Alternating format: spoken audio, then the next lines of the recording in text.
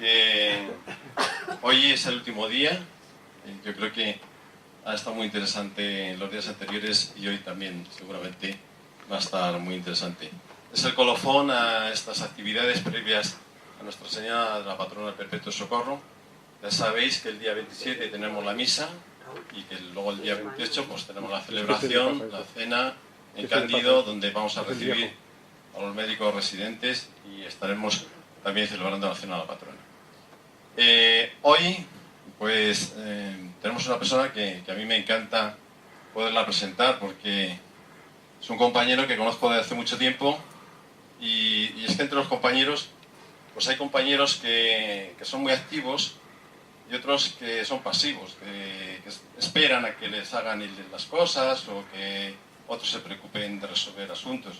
Bueno, pues el doctor Real Puerta es una persona que ha sido profesor cuando estaba en la escuela de enfermería, ha sido una persona que ha sido médico de pueblo, ha sido traumatólogo, ahora está jubilado, ha sido un líder en una huelga en el hospital de Segovia, ha sido de todo, yo creo que de todo. Pero ahora tenemos la suerte de contar con él dentro de la Junta Directiva del Colegio de Médicos y es el vocal de jubilados.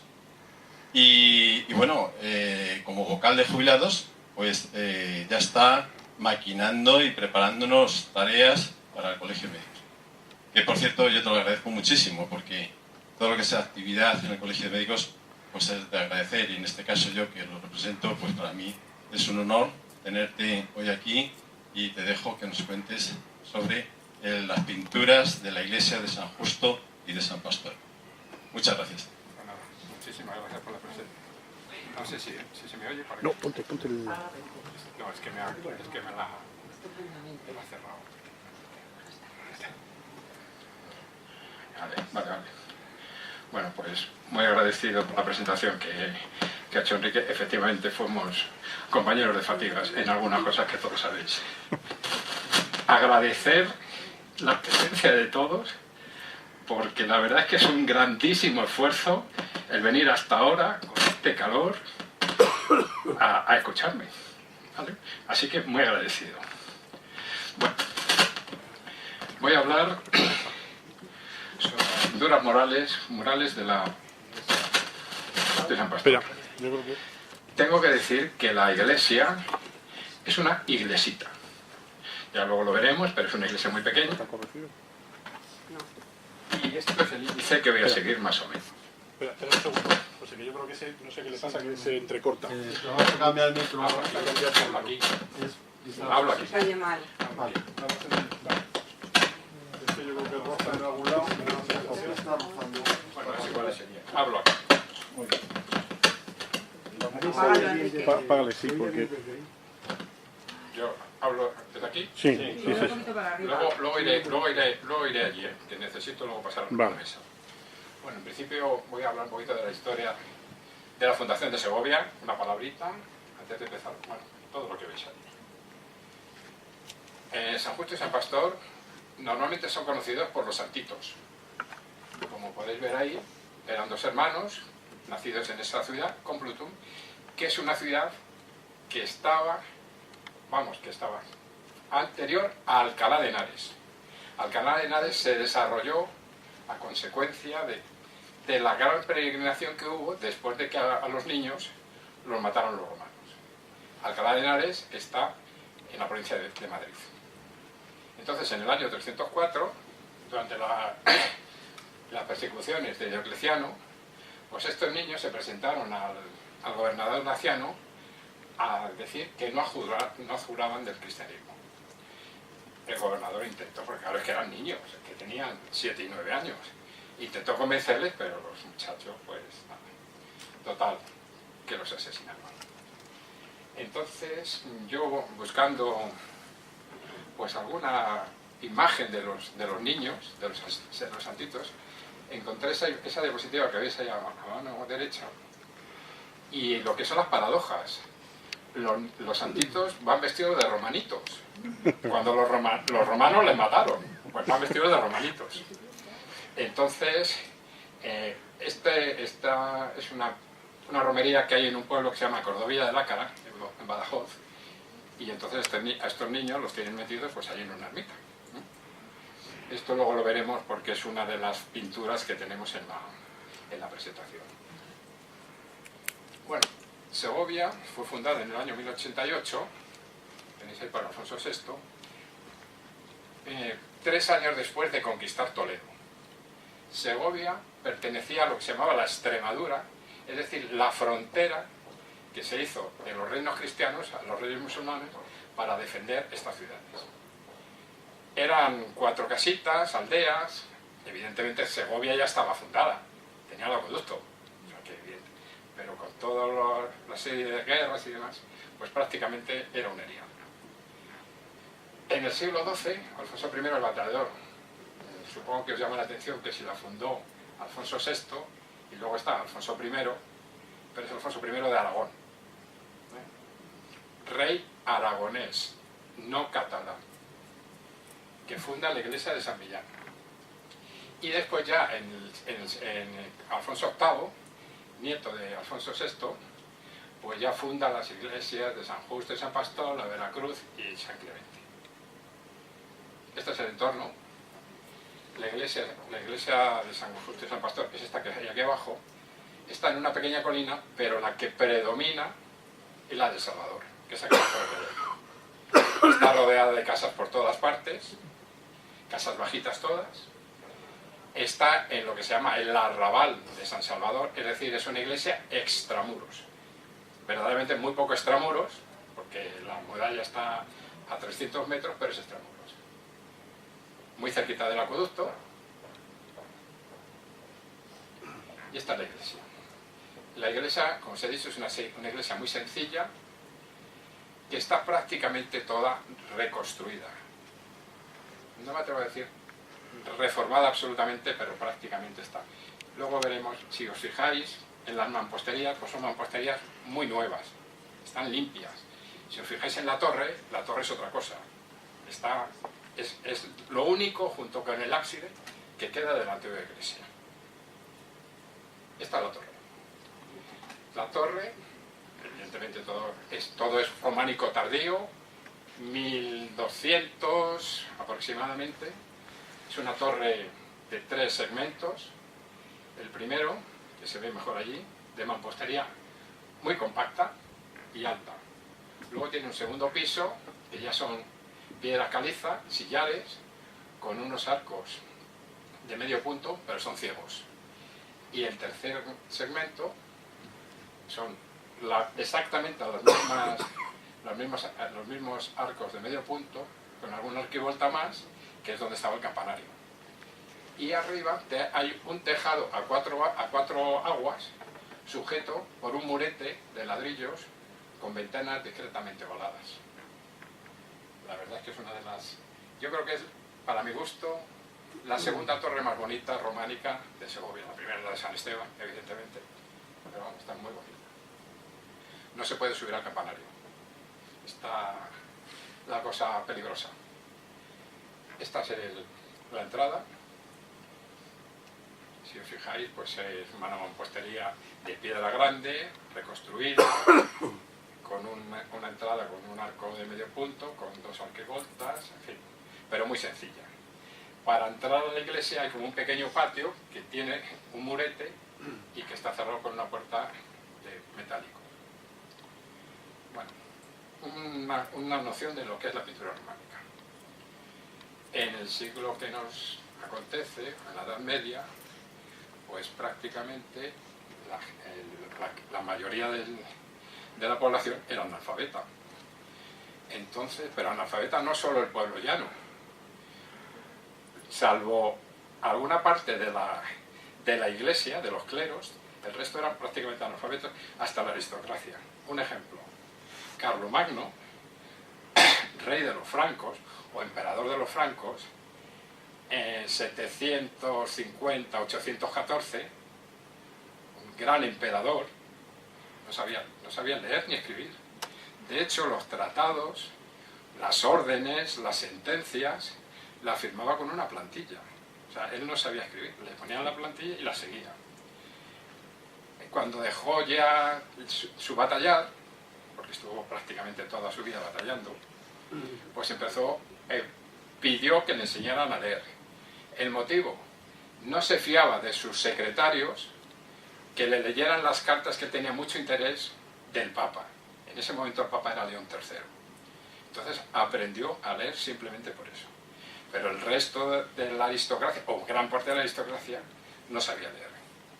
En el clero, que parece ser que era donde estaba el refugio de la sabiduría, pues muchos de los, en los escritorios, es decir, los copistas eran copistas, copiaban. Pero había veces que no sabían lo que copiaban y ya estaba. Por eso hay muchos libros que tienen grandes errores, porque no lo entendían, primero lo pasaban del griego al latín, no sabían y simplemente lo copiaban. De hecho, muchos de los dibujos que se hacen en cada monasterio, había por lo menos 1 o 2 teólogos que eran los que decían lo que había que poner en el libro. Y mientras el teólogo no dijera nada, pues en este caso no eran artistas, eran artesanos, pues no hacían nada. Eran ellos los que se lo decían. Bueno, ¿cuál era el objetivo fundamental en aquel momento de la Iglesia? Pues enseñar la Biblia. Como no sabían leer, la mayoría necesitaban pintura. Pintura, arquitectura o escultura, con símbolos fáciles de entender.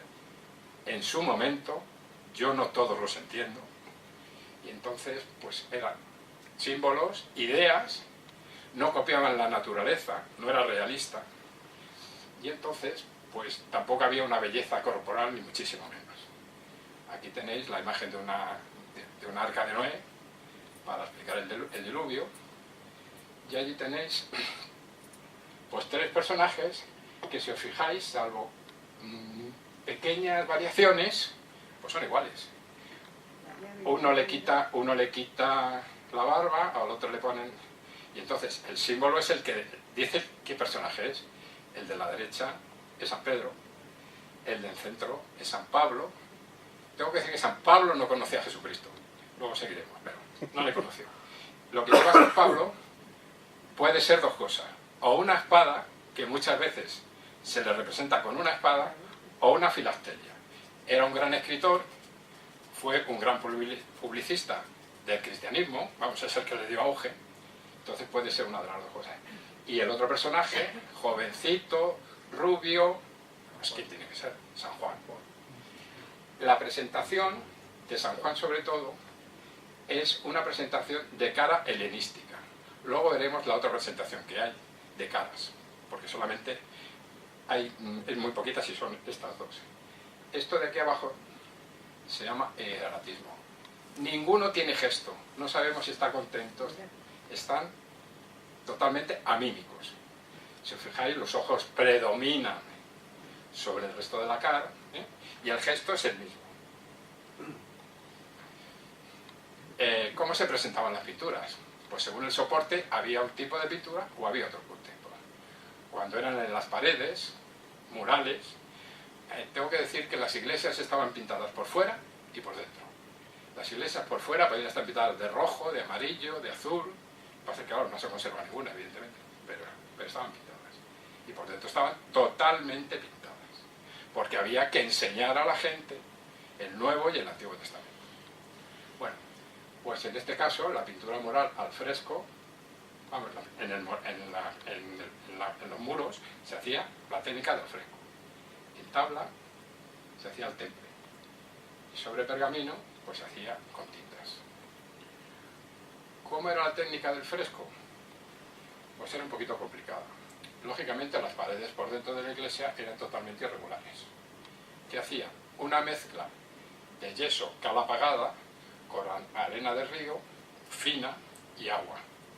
Y eso daban un par de manos o 3 para conseguir aproximadamente, para igualar la pared, y daban 2 o 3 centímetros para dejarla lisa.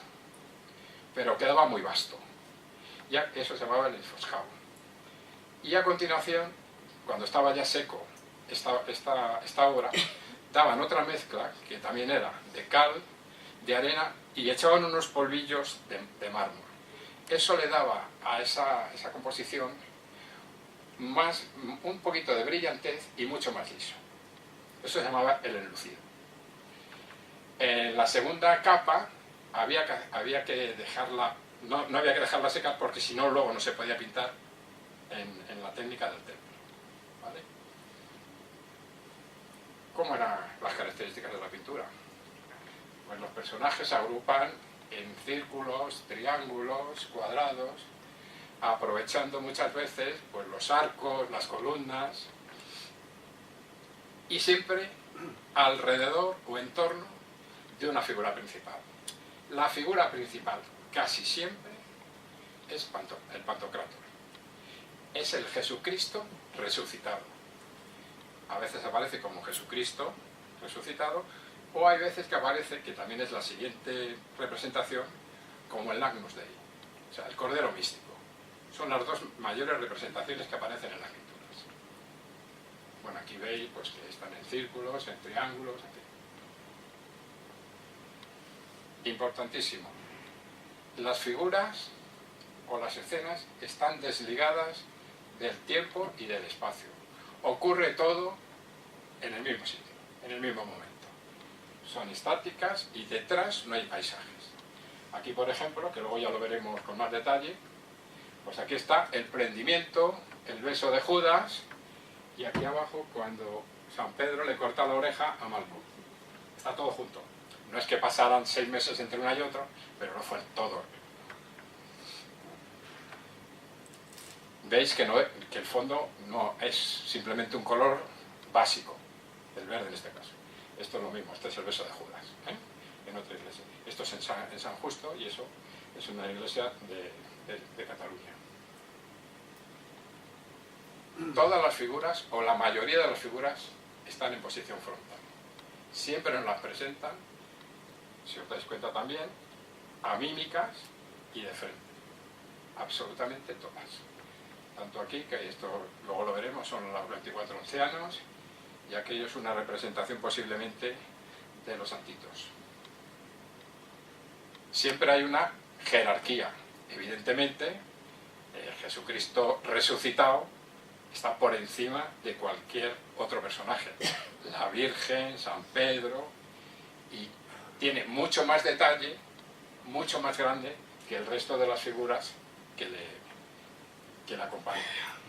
Esto es el Pantocrátor de la iglesia de San Clemente, en el Valle del Boy, que esto es una cosa espectacular. Las figuras están delimitadas con un contorno negro.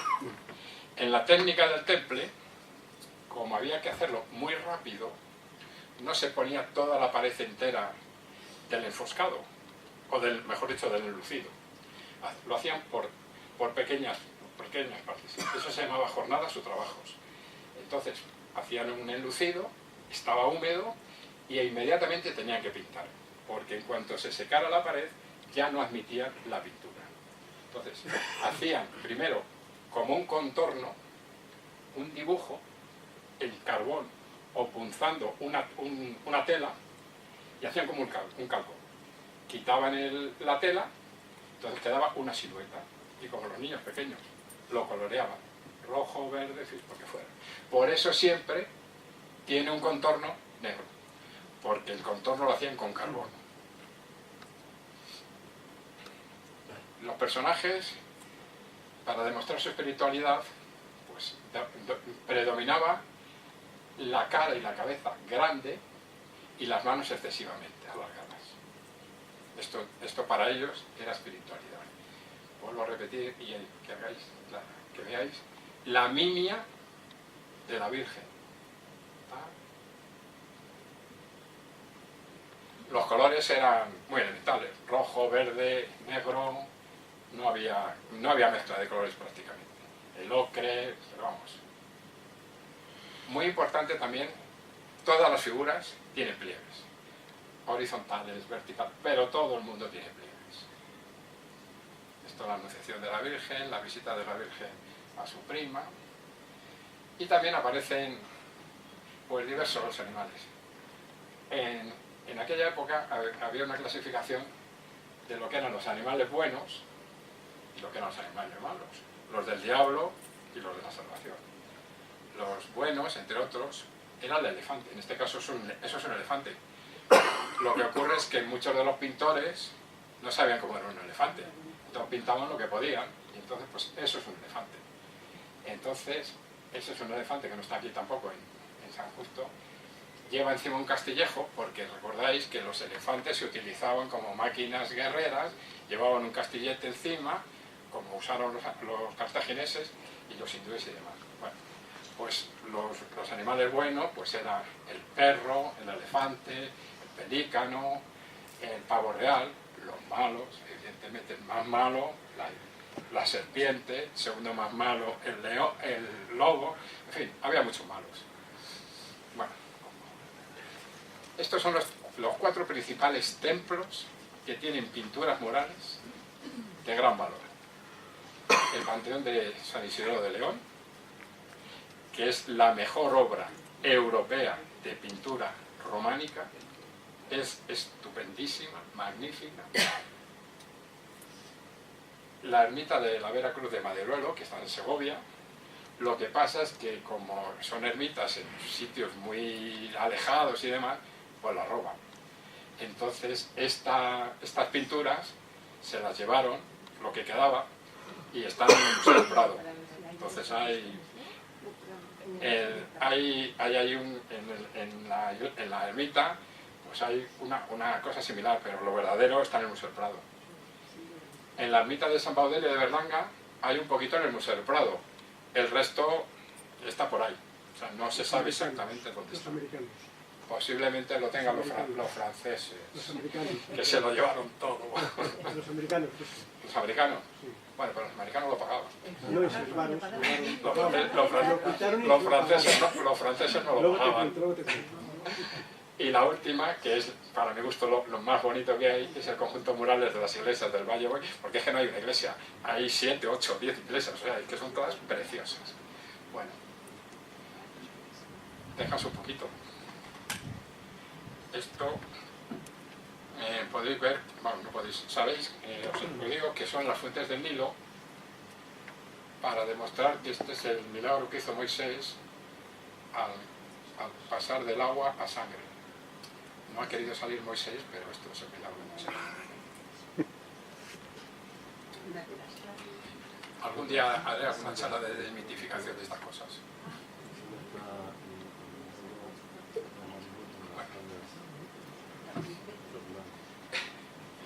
Es muy delicado. Bueno, vamos ya a la iglesia. Vamos entrando a la iglesia. Esta, como os he dicho, es la portada, por donde se entra, al primer punto, y eso es por detrás. Este es el ábside, solo hay un ábside, porque la iglesia solamente tiene una planta, y esa es la torre. Ya estamos dentro. Esto no somos nosotros, nosotros somos más cuidadosos. Quiero decir nosotros porque en el curso que vamos de románico nos lleva el profesor, pero estamos sentaditos, tranquilos, en fin, no asaltamos la iglesia. Esto simplemente es un recordatorio. Esto es una de las cosas más bonitas que tiene esta iglesia, pero como esto no es pintura, es escultura, pues lo marco un momentito y nada más. Esto es la puerta de la torre de la iglesia, dentro de la iglesia, donde estaba antes el Cristo de los Gascones. Ahora está en otro sitio. Entonces, como podéis ver, es una iglesia, una puerta preciosa, románica, con un tímpano, que ya conté el año pasado lo de la emperatriz Helena, pues esto es lo de la emperatriz Helena, cuando va a buscar las cruces a Jerusalén.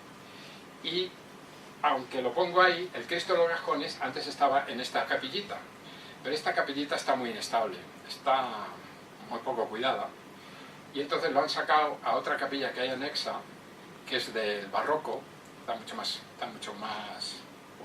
más fea, pero es más estable, entonces es más segura. Este Cristo, simplemente deciros que es un Cristo del siglo XII, de madera, articulado, y en aquella época, cuando se celebraba la Semana Santa, este Cristo hace esto, y entonces cuando ascendía, ahí, luego lo veremos, 2 argollas en el techo de la iglesia, en el ábside, lo enganchaban, tiraban del Cristo, y el Cristo subía al cielo. Bueno, ya vamos a las pinturas, por fin. Bueno, antes de que se me olvide. Caso único en todo el románico español. la figura central, el Pantocrátor, tiene dos mandorlas. Las mandorlas son estas almendras que rodean las figuras. Normalmente no, siempre hay una. Este tiene dos, ¿no? Yo no he visto ninguna que haya con dos. Y de hecho la persona que cuida la iglesia dice que es caso único en toda España. Estamos entrando, este es el altar mayor, está oscuro, encendemos la luz y es así, el pleno. La planta de la iglesia, este es el patio que os he dicho por donde se entra, esta es la cancela, está cerrada normalmente, y entonces se entra por aquí, está la puerta, y estas dos vidrieras son los santitos. Este le tenemos justamente en la puerta, es decir, mira hacia el oeste, y la otra que está en el arco frontal, aquí, mira hacia el oriente.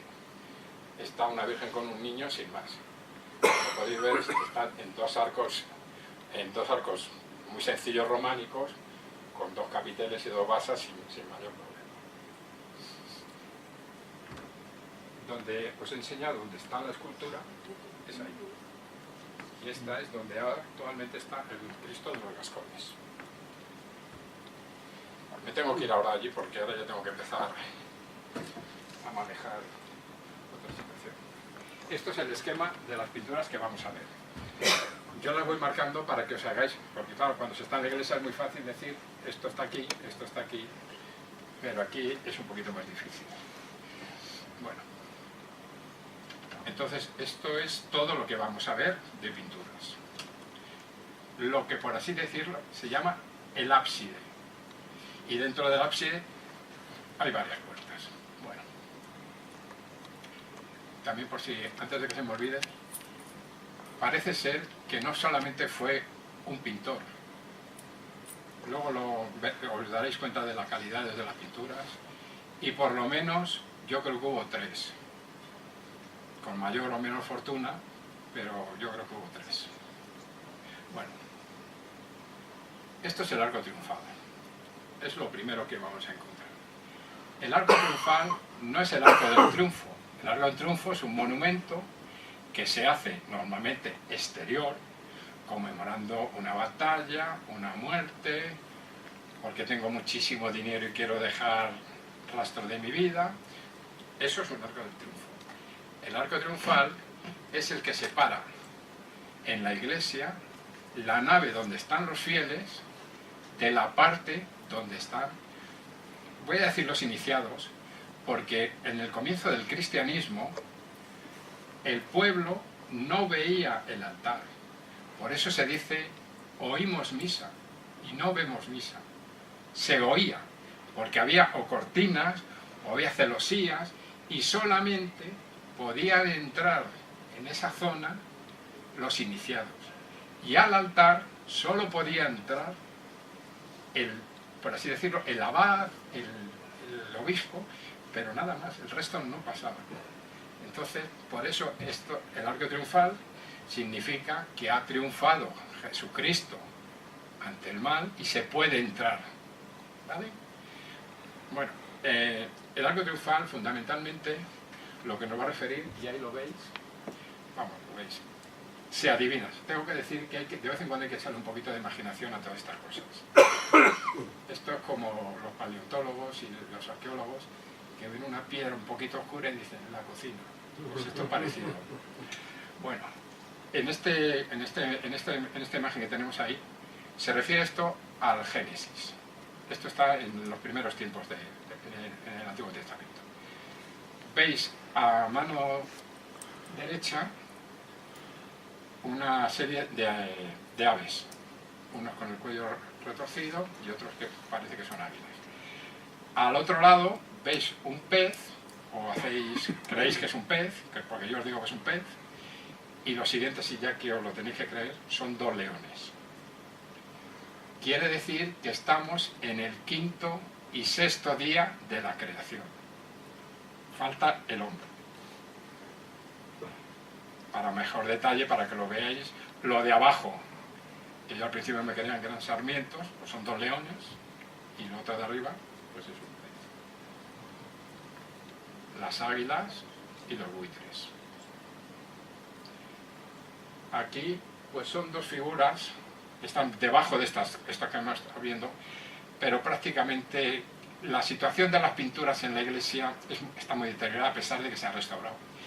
Entonces, pues hay que adivinar. En la de la izquierda se ve una persona que está tumbada con la cabeza en una almohada, parece. En el otro también está tumbada, pero bueno, es acto de fe. Seguimos. Ahora vamos.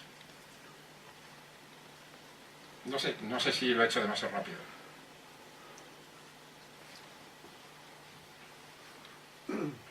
Vamos aquí. O sea, hemos visto, lo primero que hemos visto es esto, y ahora vamos aquí. Seguimos en el arco triunfal. Adán y Eva. Ya hemos pasado del sexto día, ya hemos llegado al séptimo y alguno más, y aparece Adán y Eva. Como os he dicho anteriormente, no hay tiempo, ni hay espacio. En esta pintura se ve a Adán y Eva con la serpiente, pero además se ve que ya han pecado, porque ya se están tapando. Y además, si os fijáis, la mano de Adán, esta mano, le está señalando a Eva como la mala. O sea, ha sido ella la que lo ha hecho. Y por otro lado, está diciendo que no le castigue Dios. Si os fijáis, están sobre un tonel, que es un lagar lleno de uvas. Y si os fijáis un poquito más, aquí pone fan, elefante. La imagen del elefante, pues por menos mal que lo pone, porque claro, pues es lo que os he dicho antes. No habían visto un elefante en su vida. Un pequeño detalle, donde veis la mano, el dedo acusador, el no me castigues, y el detalle del elefante con el lagar.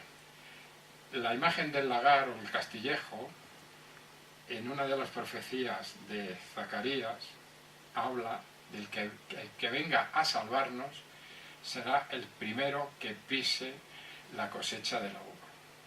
Es Jesucristo. Una interpretación como otra cualquiera. Vamos al otro lado del arco triunfal, aquí. Lo estamos viendo así. Tengo que decir que todo esto está, lo que se llama dentro del arco, el intradós, es decir, lo de dentro del arco. El arco tiene dos partes, el intradós, que es lo de dentro, la parte cóncava, y la parte de encima, el extradós, o la parte convexa. Esto es el intradós, o sea, lo tenemos ahí. Entonces, pues, ¿qué tenemos? Pues Caín y Abel, que los he puesto derecho para mejor. El de la derecha es Caín, si os fijáis en la mano derecha tiene pues lo que puede ser una quijada, ya están señalando que le va a asesinar. Y entonces, fijaros también las manos como son de grandes, son tremendas, son las que marcan los símbolos. Y debajo pues hay un perro, el pequeñito, y un lobo. Esto significa, hace el simbolismo de Caín y Abel. El lobo es el malo y es el que va a matar al perro, que es el bueno, que siempre acompaña a su dueño hasta la muerte. Un detalle mayor, fijaros la tosquedad de la pintura. Ahora lo vais comparando. Seguimos. Ahora ya entramos, esto es el arco triunfal, ahora ya entramos en el ábside. Estamos aquí.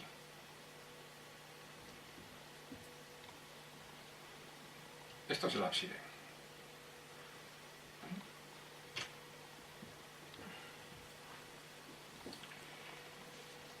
El fondo del ábside se llama la cuenca absidial. La imagen fundamental, la perspectiva mayor, todo, jerárquica, es el Pantocrátor. Está rodeado de una decoración en zigzag, una decoración ornamental en zigzag, en colores muy básicos, blanco, rojo, azul, en fin, sin más. Jesucristo resucitado, el Majesty Domini, que es lo que vamos a ir viendo poco a poco. En la siguiente mandorla, los 24 ancianos. Y explicaré qué son los 24 ancianos. Y por fin, el tetramorfos, es decir, la representación simbólica de los 4 evangelistas.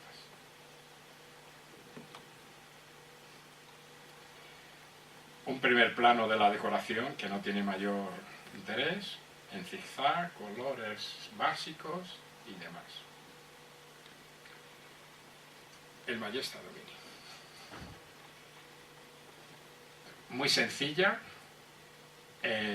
Jesucristo da la sensación de que está sentado, delgado, por supuesto resucitado, pero que todavía no ha venido a la tierra de segunda vez. La segunda vez vendrá en forma de Dios, no de hombre, y entonces tiene un manto, luego lo veremos un poco más nitidez, azul, y encima lleva una túnica roja. La mano en predicador, y en la mano izquierda lleva el libro de la vida cerrado. Eso quiere decir que todavía no ha empezado el juicio de vivos y muertos. O sea que todavía, tranquilo. Seguimos. Un detalle,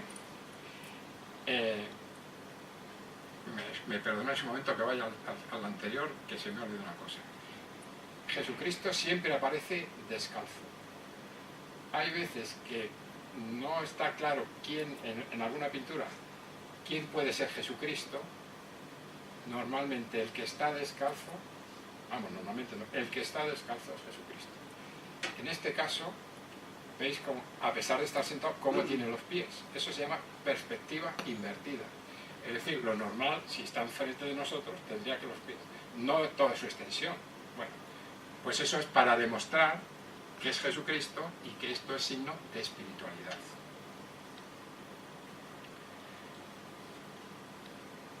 En este Jesucristo es una cara que se llama siríaca, de Siria.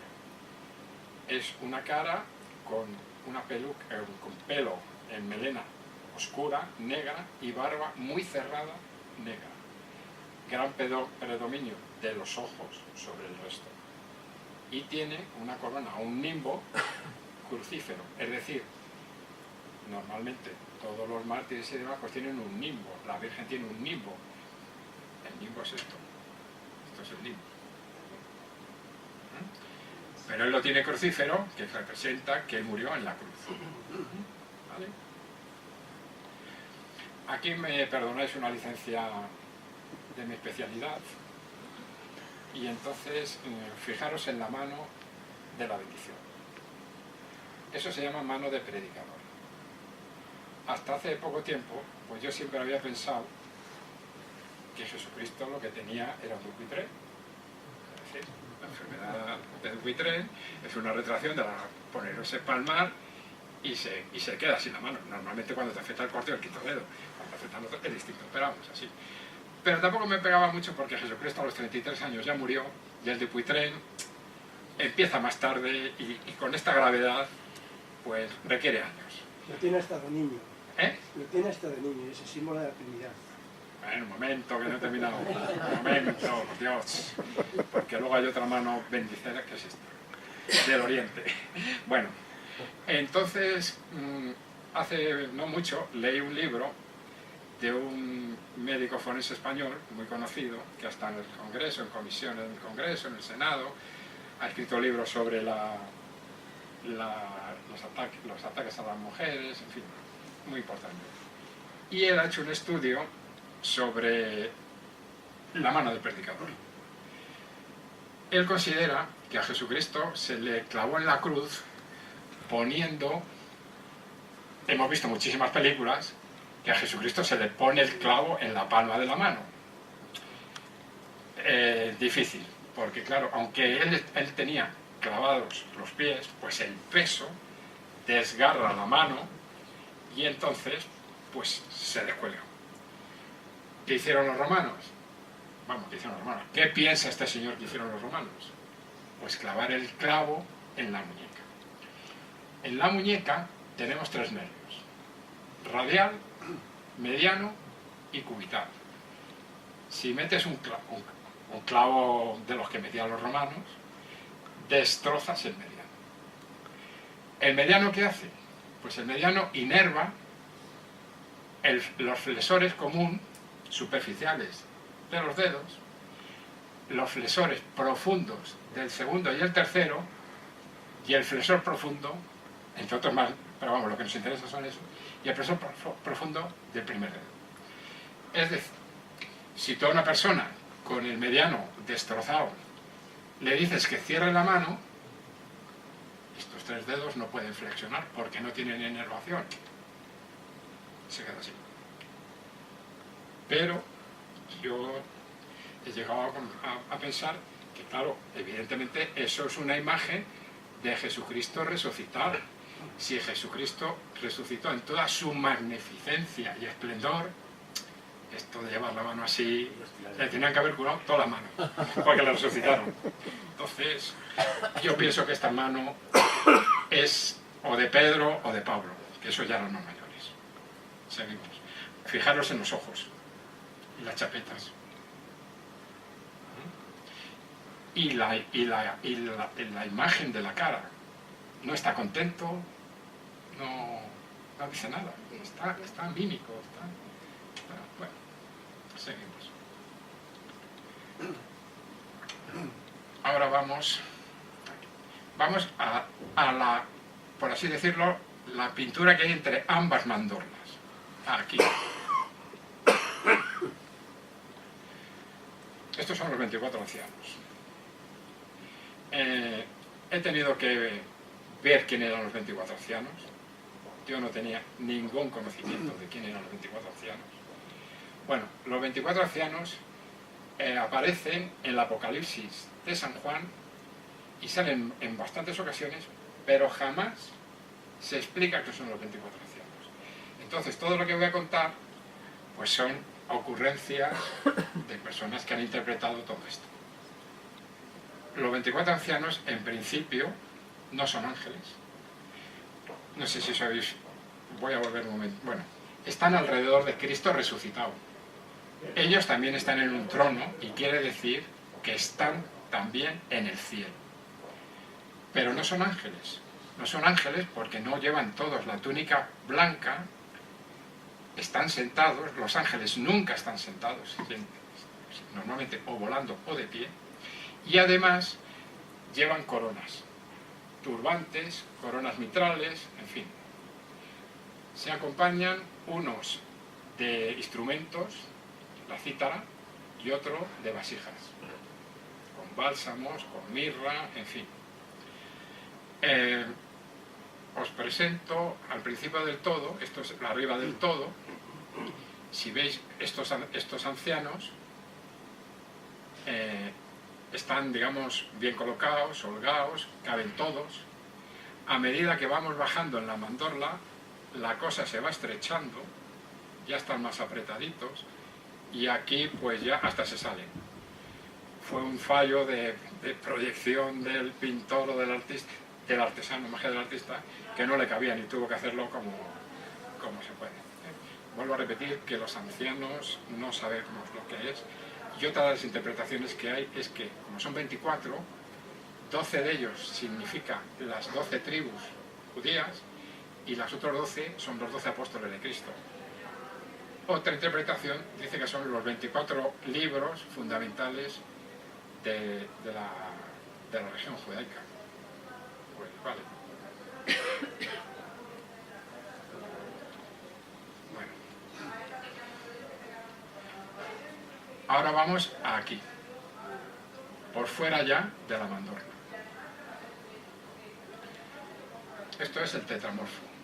El tetramorfo es la representación simbólica de los 4 evangelistas, de los 4 evangelios. San Mateo, San Juan, San Lucas y San Marcos. ¿Por qué están representados estos evangelistas por estas imágenes? San Mateo empieza su evangelio hablando de la genealogía de Cristo, un hombre.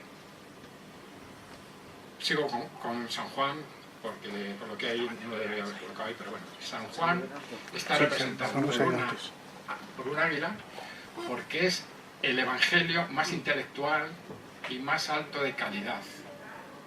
Entonces el águila es el que tiene de las aves el vuelo más alto.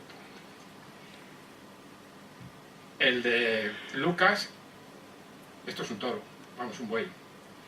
Entonces San Lucas comienza su evangelio hablando de los sacrificios que se hacían a Dios. El animal más corriente en personas pudientes era el buey. Y por fin San Marcos comienza su evangelio con las tentaciones de Cristo en el desierto. El rey en aquella época del desierto era el león. ¿Cómo surgen estos animales o cómo se aplica esto? Pues el profeta Ezequiel, cuando los babilónicos deportan a todo el pueblo a Nínive o a Babilonia, un día está paseando por la orilla de un río y aparece la mano de Dios y le indica con un gesto que se va a abrir el cielo. El cielo se abre, es por la noche, el cielo se abre y sale una gran nube ardiendo con un sol detrás horroroso, tremendo. Y a continuación aparecen lo que ellos llaman seres vivientes. Lo compara a un humano, pero la cabeza tiene 4 caras. Una cara es la humana, otra es el león, otra es el águila y otro es el toro. El cuerpo tiene 2 pares de alas, de las cuales 2 baten y las otras 2 las guardan. Tienen manos, pero claro, compararlo a un humano, pues por eso se habla de seres vivientes. No hay más explicación. Esa es la visión que vio Ezequiel. Entonces, Ezequiel vive aproximadamente en el siglo IV, V antes de Cristo. Esto está en el Antiguo Testamento. Sabéis que muchas cosas del Nuevo Testamento están apoyadas en las profecías de esa época. Seguimos. Un poquito de descanso. Esto es una visión de las Torres del Paine, de los glaciares chileno-argentinos. A mí es un sitio que me gusta mucho. Bueno.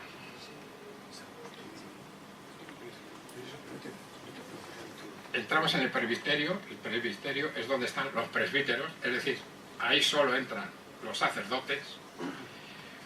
Y vamos a ver estas 2 partes de aquí abajo. Esta y esta. Tengo que decir que están no muy bien conservadas. Así que, imaginación al poder. ¿Veis sí, se ve perfectamente Cristo crucificado, está vivo, se le ve los ojos abiertos, no tiene signo de dolor, de nada, y luego si ya le echéis, bueno, voy a ver si en otra segunda. Bueno, aquí a mano derecha se ve un ángel, y aquí, porque yo lo digo, otro. Estos ángeles se llaman turifarios, no lo he dicho bien. Un momentito. Es que es muy difícil. Sí, lo he dicho bien. Turiferarios. Bueno, turiferarios quiere decir que son ángeles que llevan o incienso o alaban al Señor. Bueno, son estos dos. Es uno que hay aquí y otro que hay aquí. Si os fijáis en este de aquí, lleva una flor de lis, signo de pureza. Bueno, Jesucristo crucificado. Aquí veis lo que yo os voy a decir que es una lanza, y aquí veis otra que también os voy a decir que es una lanza. Una lanza, un momento, y otra lanza. Esta lanza de aquí es la del centurión romano Longinos, que es el que atraviesa el hígado y sale la hiel de Jesucristo, cumpliendo la profecía que se dijo que jamás romperían hueso. A todos los crucificados, después de crucificarle, los romanos les rompían las tibias de ambas piernas para favorecer la muerte rápida. No lo conseguían. Y en el otro lado veis otra caña, vamos, otra lanza. Este señor se llamaba Hefestafón y es el que le está dando la esponja con el vinagre cuando Jesucristo pide beber. Veis que hay como dos monedas o dos nódulos. Esto era el sol y la luna. Interpretación: Antiguo y Nuevo Testamento. Iglesia cristiana, sinagoga. Día y noche. Día y noche, ¿por qué? Porque en el momento que a Jesucristo le crucifican de día, pero cuando muere, automáticamente las tinieblas se hacen dueñas de la zona. Interpretaciones una detrás de otra. Seguimos. ¿Me creéis? Y esto, dibujo que hay aquí, es la Virgen María. Y debajo, San Juan. Evidentemente, en la iglesia se ve un poquito mejor.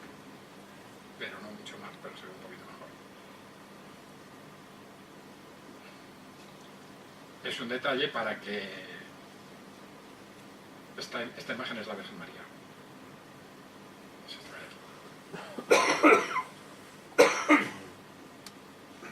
Ahora pasamos a la otra zona, a la zona del presbiterio de la epístola. El descendimiento. Pues lo mismo, está en bastante malas condiciones. Y aquí se ve una cosa curiosa. Se ve lo que es el enfoscado y la zona de enlucido. Se nota bastante bien. Los 2 centímetros o lo que sea, de 2 capas. Hay veces que cuando se retira esta capa, lo que hay debajo ha absorbido el color. Y eso favorece que sepamos que sepan lo que ha habido antes. Bueno, aquí pues Jesucristo evidentemente ya muerto. Está desclavado ya de uno de los brazos y lo sujeta la Virgen María. El cuerpo, José de Arimatea. Y otro personaje que no terminado, si os fijáis la cara está absolutamente desdibujada, cuando el resto está prácticamente terminado, le está desclavando con unas tenazas el clavo que le queda. La Virgen y por aquí otro de los discípulos. Un detalle: la Virgen, Nicodemo, José de Arimatea, Cristo. Cristo ya tiene el nimbo crucífero. Los 2 medallones, como los anteriores, la simbología o el significado, el mismo. Fijaros que aquí hay unas letritas. Vamos a ver qué pone. Lo mismo para que se vea un poquito con más detalle. Fijaros la cara, no existe. No es que esté borrada, es que no la ha terminado. Y entonces, ¿qué pone ahí? No potero facere pinturas. No pudo terminar la pintura. ¿Por qué no pudo? Pues porque o no supo, o no le pagaron, o se murió. Y escribió eso. Estas son curiosidades que aparecen por aquí. El presbiterio.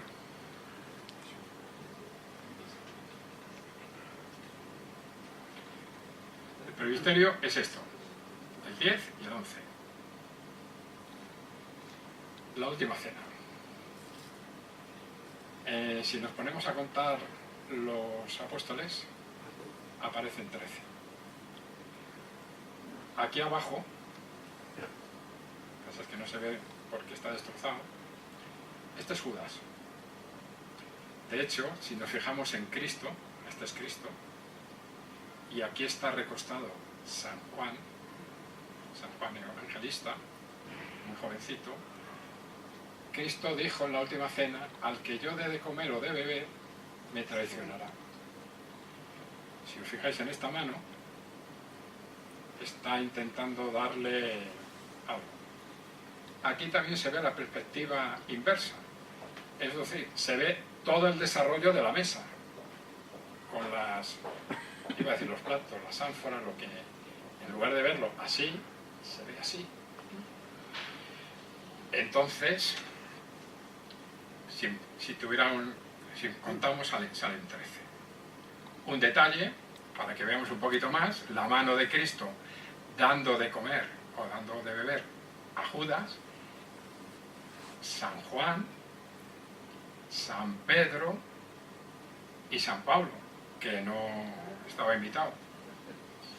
Un detalle de San Juan.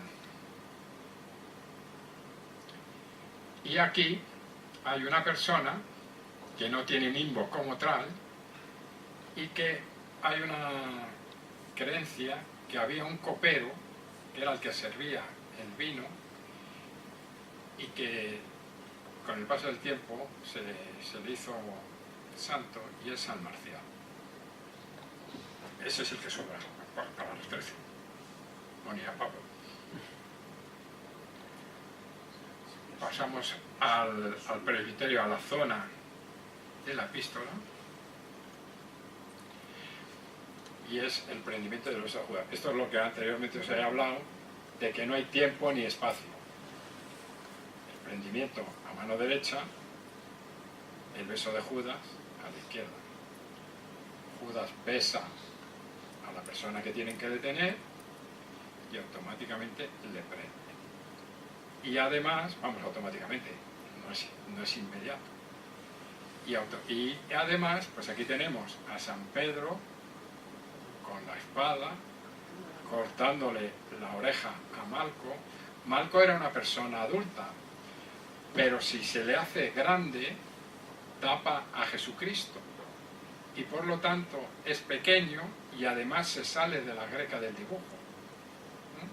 O sea, parece un niño, pero no era un niño, era una persona adulta. ¿Vale? Si os fijáis, todos calzados, o casi todos, salvo Cristo. Y aquí pues un detalle. Santiago Apóstol, antes de ser Santiago Apóstol, con la Concha. Por eso no hay tiempo. Ya había ido a Santiago. Otro detalle, todos estos son del Sanedrín y el corte de oreja de Marco.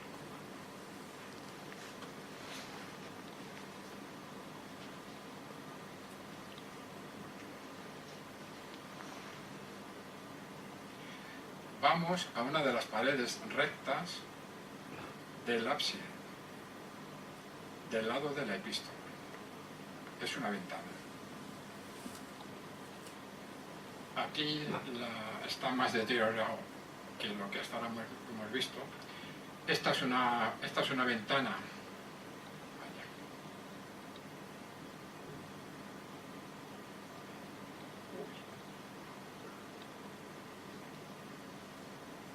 Me vais a perdonar que tengo que volver atrás de todo.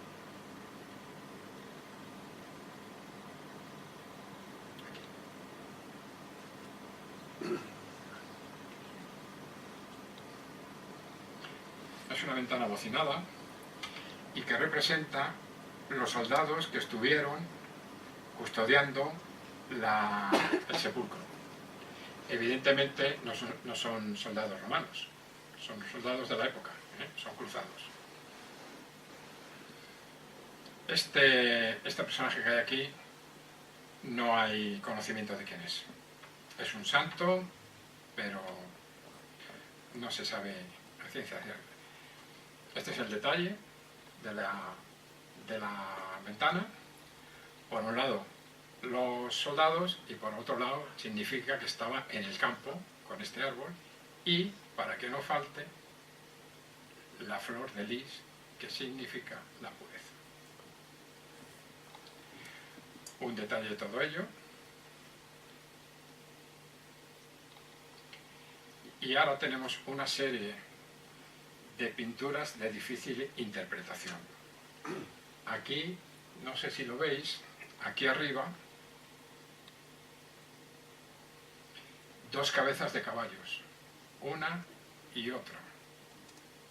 Una sí, la otra, si contamos patas, más de 4.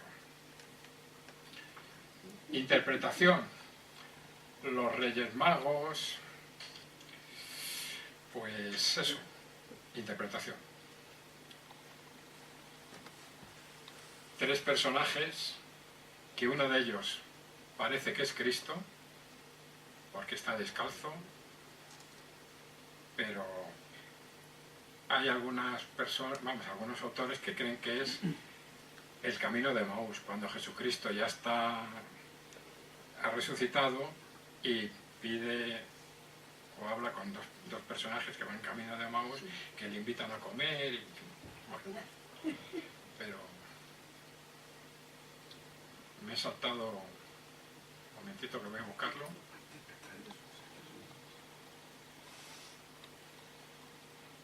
La bóveda del presbiterio. La bóveda es lo que tenemos totalmente encima y tiene 3 representaciones. El cordero místico, muy común en todas las pinturas románicas. El cordero místico es la representación simbólica de Cristo. Cristo dio su vida por nosotros, el cordero da su sangre por nosotros. Anteriormente he dicho que a Cristo no se le rompieron ninguno de los huesos. En la ley mosaica, cuando se sacrifican los corderos, está proscrito que se le rompan los huesos a los corderos. Entonces, como Jesucristo se equipara al cordero místico, pues evidentemente no podía romper ningún hueso. Era una de las profecías. Afortunadamente, en este cordero, que es simbología en el Apocalipsis de San Juan, solamente tiene 2 ojos. En el Apocalipsis cuenta que tiene 7. Entonces es un monstruo. Y asustaba a la gente. Entonces, por eso se le hacía más o menos similar a los corderos. Lleva una bandera de la pureza y de la resurrección. Está metido en un círculo que esto se llama clípeo. ¿Vale? Y ahora vamos a ver estas 2 imágenes. Esto es el milagro de San Gil. San Gil es un santo patrono de los pecadores. Era al que se rezaba cuando pecabas gravemente. Esto es la representación de una misa. Os cuento solamente 2 leyendas. Este es el obispo Teodomiro, que tiene gran relación con la fundación de Santiago, del sepulcro de Santiago. va a decir misa. Este es el altar, este es el cáliz, esto es una cruz que se llama potenzada, y aquí hay una persona de ricos vestidos. Es el emperador Carlomagno. El emperador Carlomagno pecó durante su vida, pues, como todo el mundo. Y al final, pues, se arrepintió de todo lo que había hecho. Y lo escribió, pues, en un pergamino, en una filatelia. Y lo llevó a Santiago. Hay una leyenda por la cual se habla de que el que descubrió la tumba de Santiago es Carlomagno. O sea, no es ni el obispo Teodomiro, ni es Carlomagno. Entonces, pues lo llevó a la iglesia de lo que estaba empezando, la iglesia románica de Santiago, la catedral. Y lo metió, esto es la filatelia, lo metió debajo del cáliz. Y se acusó con el obispo Teodomiro de todos sus pecados. Y le pidió que cuando hiciera la misa, pues le perdonara. El obispo le oyó y le dijo que simplemente con venir a misa y hacer el acto de contrición era suficiente. Esto era para que la gente viera, el pueblo llano, todo el mundo, viera la gran importancia que tenía de asistir a misa. ¿Qué ocurre cuando el obispo Teodomiro llega al altar y levanta el cáliz y saca el escrito de Carlomagno? Que está en blanco. Es decir, se le han perdonado todos los pecados. Este ángel que hay aquí no tiene nada que ver con todo esto con todo lo que se contó. Está sujetando al Cordero Místico. Hay otra leyenda que es muy similar, es un italiano que ha pecado mucho, va a su párroco, le cuenta los pecados, como son tan grandísimos, el párroco no se atreve, no se considera con poder suficiente para perdonarle, le manda a Santiago, y lo mismo nada más que en lugar de Carlomagno, el italiano. O sea, es prácticamente lo mismo. Este es el detalle, es decir, aquí está el cáliz, y esta es el textil blanco. Este es el obispo Teodomiro. Y por fin, antes de que se me olvide, esto verde que hay aquí, además de evitar que entren las palomas por aquí, es por donde había dos argollas y es donde se enganchaban las cuerdas, por así decirlo, para sujetar el Cristo articulado y ascendía. Bueno, esto también no está clara lo que representa. En principio se ven dos personas jóvenes, pero en teoría, si cualquier persona era mártir, automáticamente la Iglesia le daba la palma de mártir. Por lo tanto, estos dos, si son los santitos, pues son un poquito antes de morir, porque este es Santiago. Santiago, sabéis que le cortaron la cabeza, pero se la cortaron en Oriente, no en España ni en Italia. Hay veces que se piensa que Santiago evangelizó a España. No, pero bueno. Sabéis también que cuando se le cortó la cabeza le metieron en un sarcófago de piedra y por el Mediterráneo pues llegó a las costas españolas. Difícil. Bueno, entonces en principio pues parece ser que son los dos santitos. Este es el gobernador daciano y no puedo deciros más. Esto es lo que hay. Entonces, pues yo creo que ya hemos terminado la charla. Un momentito, que vuelva. ¿He terminado la charla, Raúl? Como tú veas.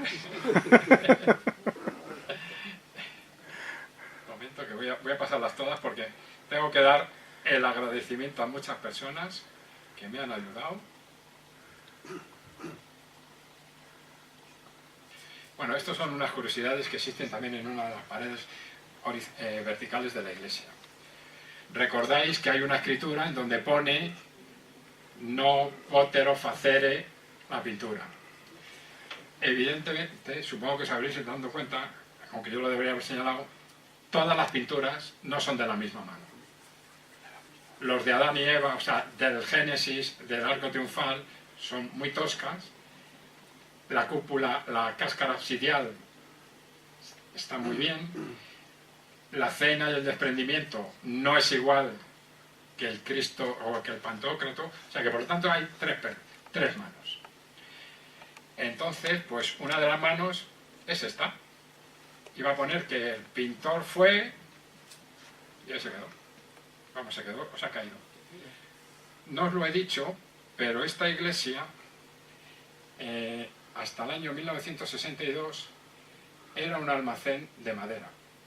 Había sillas, había retablos, había una puerta, había, bueno, pues lo que hay en estas iglesias. Muchas han sido pajares, otras han sido rediles, otras... Pues esta era donde todo lo que sobraba de madera iba allí. En el año 1962, pues una persona llegó por allí y se le cayó un poco de techo. Estaba todo encalado, como todas las iglesias. Y entonces empezó a ver lo que había debajo. Y entonces pues ya se avisaron, empezaron a mirarlo. Pero esta iglesia, como todas ellas, tenía un retablo de madera. Y no sabían lo que había detrás del retablo de madera. Entonces, en aquel tiempo todavía vivía el marqués de Lozoya, y entonces pues se atrevieron a quitar el retablo. Y apareció todo esto que hemos visto. Más o menos encalado, más o menos deteriorado. Entonces vinieron dos especialistas, lo restauraron de todo lo posible, y eso es lo que hay. Bueno, esto es lo que hubiera podido darnos señas de quién era el pintor, y aquí pues veis la imagen de lo que puede ser un lobo, un perro, y esto es lo que os he contado anteriormente. La pared estaba fresca, se pintaba, a veces a mano alzada, o si no con un textil se calcaba en negro, pero como dejó de pintar, pues así se ha quedado, ¿eh? Entonces no hay más. Un detalle, ¿no? Es lo mismo, eso está aquí. Este animal está aquí, ¿eh? en la ventana baquetada de los soldados. Tengo que agradecer a todos estos compañeros míos, entre otros han sido los que han hecho las fotos. Raúl, que me ha colocado algunas cositas. No lo he puesto, pero uno de mis hijos, Fernando, que me ha enseñado a hacer lo del hipervínculo, de lo super complejísimo, sobre todo para ciertas edades. Muchas gracias. Y esta es la bibliografía.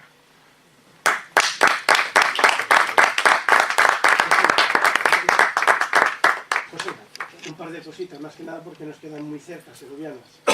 Por una parte, lo de los tres dedos, si te fijas, el niño Jesús de la Virgen, decirla, ya lo tiene, o sea, es la Trinidad. Ya. ¿Vale? Que sí, que sí. Entonces, esa es la cuestión. Y otra, lo de Berlanga, está documentado. Digo que también tiene mucho que ver con Segovia, porque los frescos se los lleva William Hearst a Estados Unidos, que estaban también con la desamortización, y los frescos que hay en el Museo del Prado están porque se llevaron a cambio la iglesia de Fuentidueña. De Fuentidueña, se la cambiaron, ya lo sé. Claro. Claro, es que decías de Francia, ¿no? No, eso era una broma, yo decía que era de Francia porque los franceses arramblaron con todo, y encima gratis. O sea, como gratis no, matando a la gente. Fueron los americanos y encima con juicio a su favor. Sí. Bueno, esto es una foto de la granja, que si al año que viene me invita otra vez Enrique, pues a lo mejor hablo, ya cambió de siglo, y hablo de los jardines de la granja, de las fuentes y de las demás figuras que a mí me entusiasman. No es románico, es un poco más, es del siglo XVIII. Entonces, pues según las ganas... Una cosa, José, que no has contado, lo de las picaditas. Las picaditas, pues es que hubo poco cuidado. Entonces, pues... Sí, las picaditas eran para que agarrara el yeso cuando tapaban las pinturas. Entonces, claro, les daba para que tuviera mayor superficie y no fuera una superficie lisa. Y entonces le picaban un poco, y entonces ya, o sea, lo que era el enfoscado, pues lo hacían, la pared la hacían irregular. Entonces ponían eso. También tengo que deciros que la puerta que os he enseñado, tan bonita, con el tímpano gótico, estaba también tapada. O sea, no se sabía que estaba. Tenía una pared en delante. Entonces, cuando empezaron a tirar todo, pues tiraron eso. Y apareció la puerta. Por eso está tan bien... O sea, está muy, muy bien coloreada. O sea, no ha perdido prácticamente nada. Se ve el rojo, se ve el verde. Entonces está estupendamente. Porque además esa iglesia había veces que no tenía tejas. Llovía y... Entonces... Pero bueno. Y esta exposición va acompañada de una visita... Sí, por supuesto, igual que el año pasado, pues cuando pase la ola de calor, el verano, y sea septiembre o octubre, pues los que queráis, ya sé los horarios, ya he quedado con el señor, y me ha parecido que este tiene mejor salud que el del año pasado, pues ya he quedado con él que se puede ir a partir de los martes hasta los domingos. Evidentemente no vamos a ir ni un sábado ni un domingo, entonces ya los que queráis pues ya lo iré diciendo, ¿vale? La verdad es que gana mucho en la iglesia, muchísimo, se ve muy bien. Bueno, hombre, este salón no está fresquito. No, la iglesia también está fresquita, ¿eh? La iglesia también está fresquita. Pero no se digo ya. Pero vamos, la verdad es que yo entiendo que merece la pena. Pues Muchísimas gracias. Nos han sorprendido tus conocimientos en románico, porque ya decía yo al principio de la cantidad de facetas que tienes en la vida, pero la verdad es que me ha costado estudiarlo y sobre todo montarlo ha sido, vamos, de hecho he estado 2 días con Raúl aquí porque lo que yo había traído de casa no lo aceptaba el programa aquí, entonces hubiera sido tremendo que hubiera venido y señor, váyase usted para casa porque no se ve nada. Entonces, ¿qué día y a qué hora hablamos de la granja? El año que viene, cuando la